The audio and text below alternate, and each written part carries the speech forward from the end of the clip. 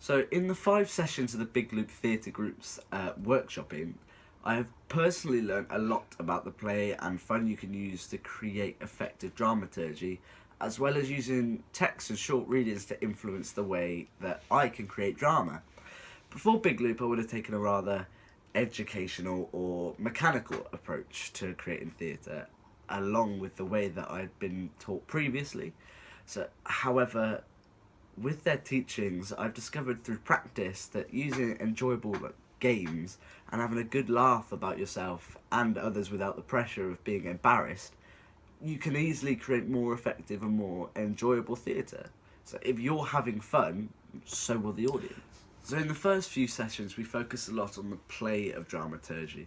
My favourite, I remember, being the warm-ups. It was just fun, a lot of jumping around and moving.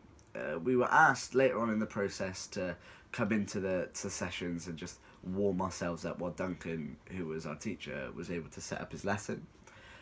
The warm-ups we started with included walking around the space in the room to trying to dance around the room, making the wackiest dance we could think of, dancing like our parents, dancing using only one limb, moving around the room and dancing again while only having one body part on the floor, like etc. And this just allowed us to break the ice with Duncan, as well as laugh at ourselves and laugh at each other before we started the main event of the lesson, while breaking down that barrier of awkwardness.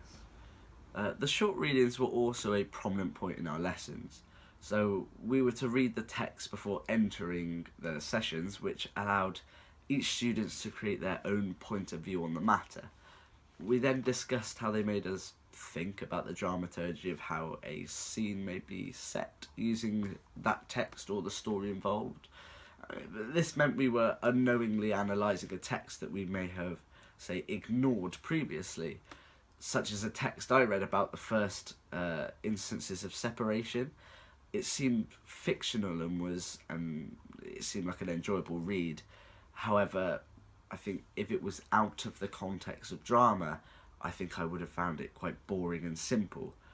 And this required me to think about it and allowed me to revel in the idea that I can relate almost most academic reading to drama and theatre and find it enjoyable to study. I specifically remember one particularly fun exercise we did just after we'd warmed up in the second session. The exercise included a storyteller and an audience member.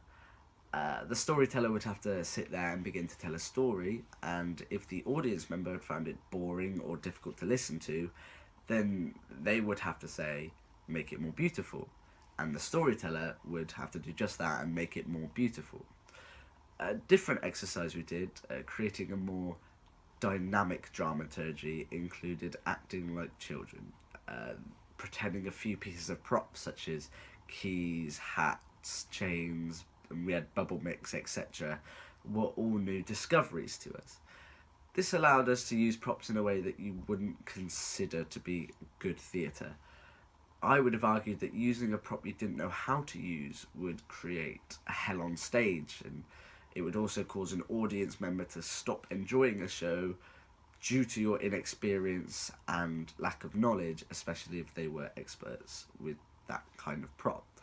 However, with the intention of not knowing a prop, allowed us actors to discover how to use an everyday item in a new way, and allowed us to investigate how to act in an unexpected and unpredictable sense. Big Loop has effectively created a system of teaching which is mixing fun and exercise with an underlying tone of academia and study, which allows me as an actor and a student to enjoy studying things I may have found difficult beginning to understand or finding irrelevant to my studies, like previously. Duncan has found and conveyed a safe method of demonstrating techniques and giving us insight into methods of making work, exactly how they state with what they try and achieve as a company.